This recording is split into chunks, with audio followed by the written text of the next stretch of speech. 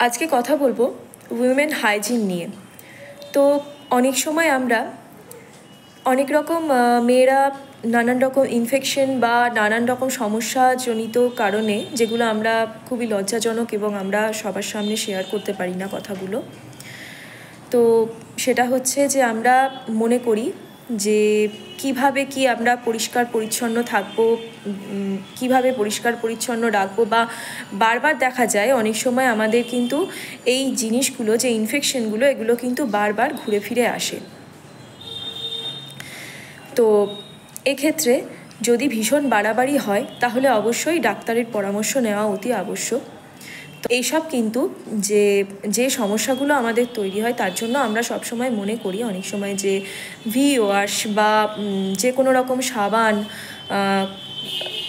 দিতে হবে এরকম কোনো ইন্টিমেট এরিয়ায়। তো সেটা কিন্তু কখনোই একটা হাইজিন নয়, এটা দেওয়া কিন্তু কখনোই কাজের কথা নয়। কারণ হচ্ছে আমাদের বডি এমনভাবে তৈরি হয়েছে যে আমাদের কোনো কিছুই আর বাইরের যে কোনো রকম সাবান বা ওয়াশ বা যে কোনো এই ধরনের ইন্টিমেট হাইজিন রাখার জন্য যে জিনিসগুলো আছে, এগুলো আমাদের লাগানোর অ্যাপ্লাই করার কোনো প্রয়োজনই পড়ে না। কারণ আমাদের শরীর তেমনভাবেই তৈরি হয়েছে, অটোমেটিক্যালি কিন্তু এগুলো নর্মাল প্লেন জল দিয়ে ক্লিন করলেই কিন্তু এটা আমাদের স্বাস্থ্যের পক্ষে কিন্তু ভালো।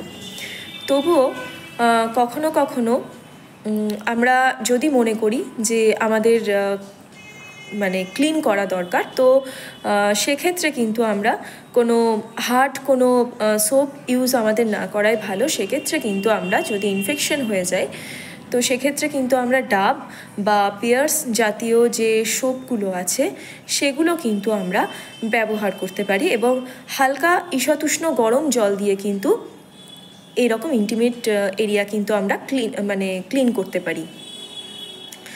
তো যদিও কিছু দেওয়ার কোনো কিছু অ্যাপ্লাই করার দরকার পড়ে না, কিন্তু তবুও যদি আপনারা মনে করেন যে ক্লিন করা দরকার তাহলে এভাবে কিন্তু করতে পারেন। এই যে ওয়াশ বা যাবতীয় যেগুলো আছে সেগুলো শুধুমাত্র সুগন্ধই দেয়, তাছাড়া এর থেকে বেশি কিন্তু কিছু এর উপকারিতা নেই। আর কোনো রকম সাবান কিন্তু ইউজ না করাই ভালো। এক্ষেত্রে আমাদের যখন পিরিয়ড হয় তখন কিন্তু আমাদের অনেক সময় তারপর দেখা যায় কি অনেক সময় কিন্তু এই সমস্যাগুলো দেখা দিচ্ছে। তো এক্ষেত্রে আমি বলি 4 ঘন্টা পরপর কিন্তু আমাদের যে আমরা স্যানিটারি ন্যাপকিন যে ব্যবহার করি সেগুলো কিন্তু চেঞ্জ করা দরকার। তো পারলে সেই সময় কিন্তু নর্মাল জল দিয়ে কিন্তু আমরা এই এরিয়া ক্লিন করতে পারি। এছাড়া আর একটা যেটা আমি বলবো, ইনফেকশন যেটা আমাদের হয় অনেক সময়, যে ইস্ট ইনফেকশন দেখা যায়।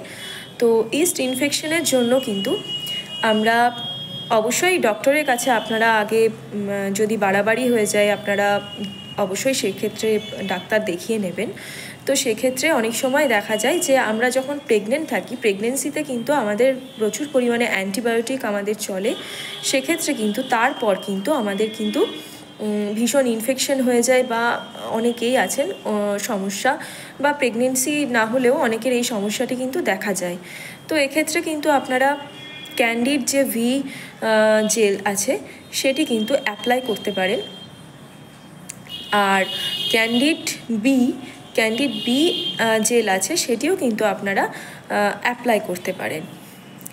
তো আপনারা অবশ্যই ওর মধ্যে সব কিছু ডেসক্রিপশন দেওয়া থাকবে, আপনারা দেখে নিতে পারেন।